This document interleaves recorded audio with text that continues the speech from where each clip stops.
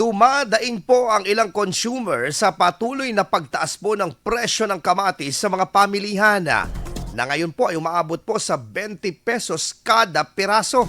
Ayon po sa mga mamimili, nararamdaman po nila ang epekto po ng sunod-sunod na pagtaas po ng presyo ng mga bilihin, lalo na ang mga produktong dating abot kaya at pangmasa. Ang presyo ng kamatis sa iba't ibang pamilihan sa bansa ay nasa 200 pesos kada kilo. Dahilan upang lalong magtipid ang mga karaniwang manggagawa. Ayon sa kanila, kung magpapatuloy ang pagtaas po ng bilihin, mas mahihirapan ang mga ordinaryong mamamayan sa pagkasyahin ang kanilang kita para sa pang-araw-araw na gastusin.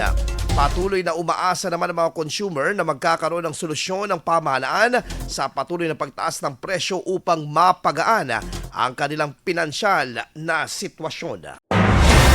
IFM News. IFM News. IFM.